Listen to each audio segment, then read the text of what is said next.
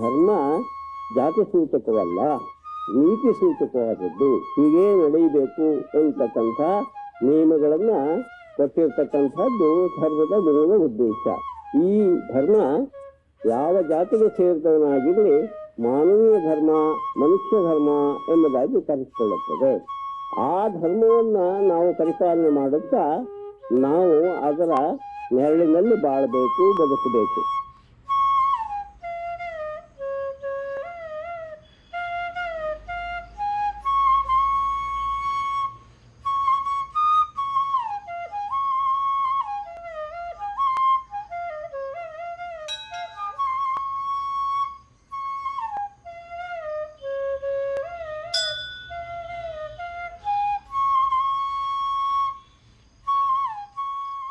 My association with Sri Raghavendra Guruji started. Thereafter, I was able to visit Punyasthala Ashram. Guruji's way of thinking goes beyond his ashram, or his own religion, or his own village, or his own country. Even though he is a Hindu guru, his approach was universal in nature, and he also shares a similar kind of approach towards giving importance to religious harmony, like His Holiness Dalai Lama. So in many ways he is not only a thinker, not only a practitioner, but a courageous activist in a way, whereby he was able to reach many people, touch many lives, and he also lived like a bodhisattva, very simple lifestyle. So to show an example, Guruji created this Grantha Mantra, where we have the treatises, the main important scriptures of all the major religious traditions. So, and if you look at this Grantha Mantra, you will see that there is a mirror over there, and mirror at the end, and mirror surrounding all these scriptures. So if you look from this end, you will see infinity here. So Guruji has this concept of infinity. He was not just a religious practitioner, he was also a philosopher and also a practical person.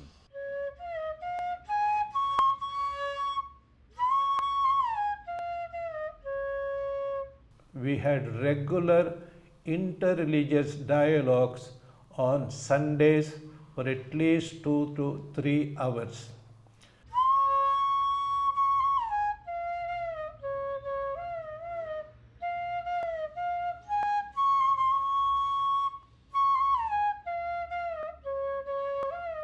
ನಾನು 3 ವರ್ಷ ಇಲ್ಲಿ ಧರ್ಮ ಸಮ್ಮೇಳನಕ್ಕೆ ಬಂದಿದ್ನಲ್ಲ, ಆವಾಗ ತುಂಬ ಚೆನ್ನಾಗಿ ಅನಿಸ್ತು.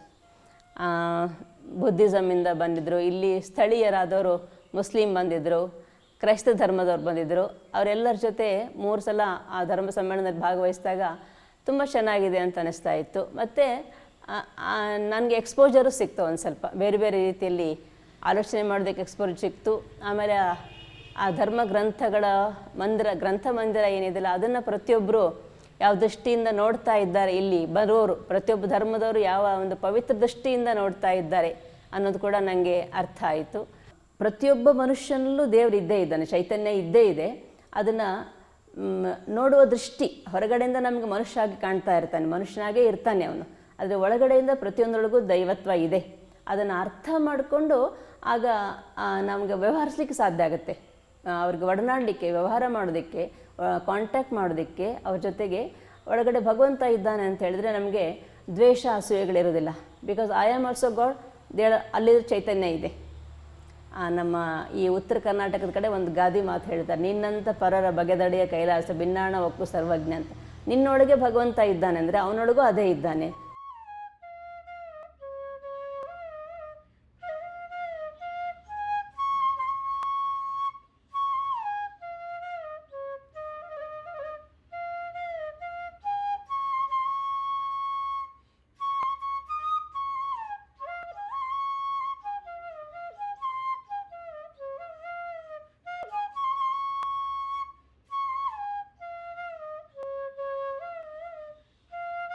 Hindu Muslim ಯಾವ ಭೇದ ನೋಡಿದ ಹಾಗೆ ನಮ್ಮ ಅಕ್ಕನ ಸ್ಮಾರಕವನ್ನು ಇಲ್ಲಿ ಮಾಡಿರೋದ್ರಿಂದ ನಾವೆಲ್ಲರೂ ನಮ್ಮ ಗುರೂಜಿಗೆ ಕೃತಜ್ಞತೆಗಳನ್ನು ನಾವು ಸಲ್ಲಿಸಬೇಕು. ಅವರನ್ನು ಯಾವಾಗಲೂ ಮನದಲ್ಲಿ ನೆನೀತಾ ಇರಬೇಕು. ಇದೇ ನಮ್ಮ ಕರ್ತವ್ಯ. ಇಲ್ಲಿ ಪುಣ್ಯಸ್ಥಳ ಅನ್ನೋ ಒಂದು ಕ್ಷೇತ್ರ ಮಾಡಿಬಿಟ್ಟು ಸರ್ವ ಎಲ್ಲ ದೇವತೆಗಳ ಇವನ್ನ ಪ್ರತಿಷ್ಠಾಪನೆ ಮಾಡಿಬಿಟ್ಟು ಇಲ್ಲಿ ಭಕ್ತರು ಬಂದು ಇಲ್ಲಿ ದರ್ಶನ ಮಾಡಿ ಅದರ ಫಲವನ್ನು ಪಡೆಯುವಾಗೆ ಮಾಡೋಗಿದ್ದಾರೆ. ನಮಗೆ ಗುರೂಜಿ ಬರೀ ಎಲ್ಲರ ಬೇಡಿಕೆಗಳನ್ನು ಈಡೇರಿಸುವಂಥವರ ಮಾತ್ರ ಆಗಿರಲಿಲ್ಲ, ಅವರು ಆಧ್ಯಾತ್ಮಿಕ ಮಾರ್ಗದಲ್ಲಿ ಕೂಡ ನಡಿಬೇಕು ಅನ್ನೋ ಹಾಗೆ ನನ್ನನ್ನು ಒಳ್ಳೊಳ್ಳೆ ಪುಸ್ತಕಗಳನ್ನ ಓದಬೇಕು ಅನ್ನೋ ಹಾಗೆ ಒಳ್ಳೆ ಪುಸ್ತಕಗಳನ್ನು ಕೊಡ್ತಾಯಿದ್ರು ನಮಗೆ. ಶಾರದಾ ಮಾತೆ ಜೀವನ ಚರಿತ್ರೆ, ರಾಮಕೃಷ್ಣರ ವಚನವೇದ, ಹಿಮಾಲಯದ ಮಹಾತ್ಮರ ಸನ್ನಿಧಿ ಸ್ವಾಮಿ ರಾಮರ ಪುಸ್ತಕ, ಇವೆಲ್ಲವನ್ನು ಕೊಟ್ಟಾಗ ನಾನು ನಮ್ಮ ಗುರೂಜಿ ಕೊಟ್ಟಿದ್ದಾರೆ ಅನ್ನೋ ಒಂದು ಭಾವನೆಯಿಂದ ಆ ಪುಸ್ತಕಗಳನ್ನು ಓದಿದಾಗ ಈ ಜೀವನ ಅಂದರೆ ಇಷ್ಟೇನಾ, ಬರೀ ಗಂಡ ಮಕ್ಕಳು ಸಂಸಾರ.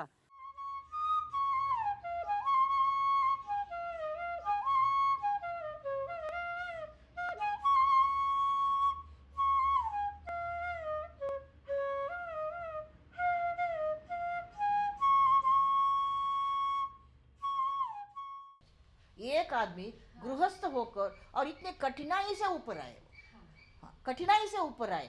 उनका पहले का घर मैंने देखा और उन्होंने जो काम किया वो भी देखा। हाँ, और जिस तरह से आप 4 प्रकार का दान कर रहे थे उधर, 4 प्रकार का दान, आहार दान, औषध दान और फिर ज्ञान दान, विद्या दान। और ये सारा पहाड़ के ऊपर जो ऐसा जो बना हुआ है, ऊपर जो टावर है और उसका जो नंबर प्रकार जो है ना, वो सब देख लिया मैंने कि ये इतना कितना सुंदर है। मनुष्य की विजन कितनी उच्च हो सकती है। What a vision and how clear it is. बहुत क्लियर विजन थी और ये इतना करते हुए भी उन्होंने कभी अभिमान नहीं किया।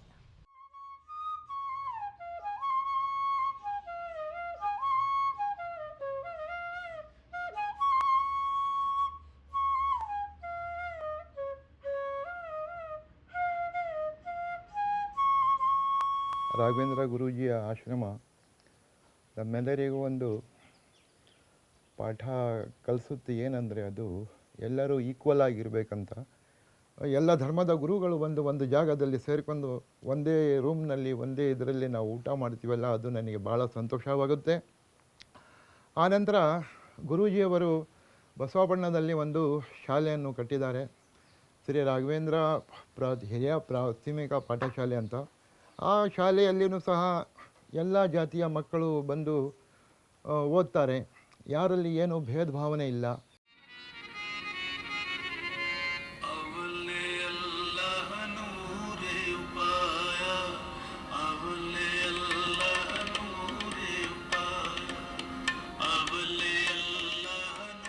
Shri Raghavendra Guruji was a reincarnation, a divine reincarnation in this era. O divine Guru, everything is yours. जो किच है सो तेरा, मेरा मुझ में किच नहीं. I have nothing, no material possessions, no attachments. I only want to be surrendered at your lotus feet. Kya lage mera? There is nothing that is mine on this earth. I come empty-handed and I will go back without anything. Only your love, compassion and truth as a human being will remain with me. Vaheguru Ji ka Khalsa, Vaheguru Ji ki Fateh. Punyasthala is a very beautiful name where everybody wants to have a nearness to his Lord. The Guruji has said that which one sentence I was very much fascinated. That means your faith is your highest belief and you respect the other religion. To tell you the fact that I am a Muslim, I am practicing the Islam, not following it. Everybody has to do that. Everybody has to practice his religion. When a mother conceives an idea of a child in her womb, so like that, a man who conceives the idea of a devotion or a nearness to the God, is a very big light is there. It is not a single lamp's light. It is a light of several lamps. And this has made me to study Punyasthala's activities and Guruji's teaching, like as a child in the womb of this particular Punyasthala. ನಾವು ಬಾಳಬೇಕು, ಬದುಕಬೇಕು ಅಷ್ಟೇ ಅಲ್ಲ, ಬೇರೆಯವರು ಬಾಳುವುದಕ್ಕೂ ಬೇರೆಯವರು ಬದುಕುವುದಕ್ಕೂ ನಮ್ಮ ಕೈಲಾಗಿರ್ತಕ್ಕಂಥದ್ದು ಸ್ವಭಾವದಿಂದ, ಶಕ್ತಿಯಿಂದ, ಸಾಮರ್ಥ್ಯದಿಂದ, ಬುದ್ಧಿಯಿಂದ ಮತ್ತೊಬ್ಬರಿಗೂ ಸಹಿತ ಬದುಕುವ ಅವಕಾಶವನ್ನ ಕಲ್ಪಿಸಿಕೊಡ್ತಕ್ಕಂಥದ್ದೇ ಮಾನವ ಧರ್ಮದ ಮೂಲ ಉದ್ದೇಶ.